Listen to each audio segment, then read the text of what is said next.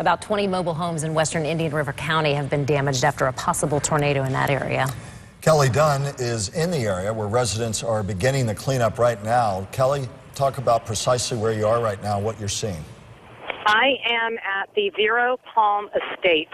It is one of three mobile home communities that were hit by this tornado today. And actually, according to the deputies that I've talked to, this is where they think it initially touched down. And I am telling you, and we're going to be getting a live shot very soon. I can't even, though, show you some of the worst pictures. Your heart just breaks for these people. This tornado literally went down the main street and left hardly anything untouched. I mean, the siding has been ripped off of these homes. It's wrapped around trees. There's exposed insulation, roof damage. There's just windows that are blown in. This is a community with a lot of retirees, and they're standing out here in the rain looking in absolute disbelief, which is, I feel the same way. I just arrived to come into the community. We've been on the outskirts for the time that I've been here, and it's absolutely heartbreaking. I mean, this is a mess. This is a real disaster, especially down the main drag of Vero Palm Estates. Now, in all, from what I was told, the last count was that there were 30 mobile homes that were damaged. Some are definitely unlivable. The Red Cross has opened up a shelter in Gifford. We are told there are some families that are taking advantage of that. There's an electric company out. There are tarps over some of the roofs.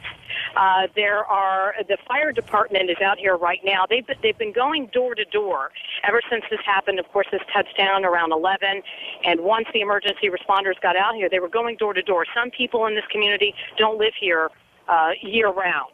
So they needed to determine, first of all, is there anybody in the home damaged? If there's no one in the home, were they supposed to be, we just saw lightning. Were they supposed to, are they out of state, that sort of thing? They needed to contact them and set up the communication. So fire department's still out here going door to door. The Red Cross is driving around as we're speaking. They've been, right now they're taking pictures of some of the damage, giving snacks to people, providing whatever they can. Home Depot handed out a bunch of tarps to the sheriff's department. They've been handing them out to people.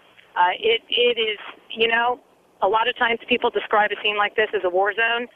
I'm telling you, it's pretty darn close to it. And you look at how capricious nature is, Kelly, as the footage we're seeing rolls on by, and we know you're establishing a live shot.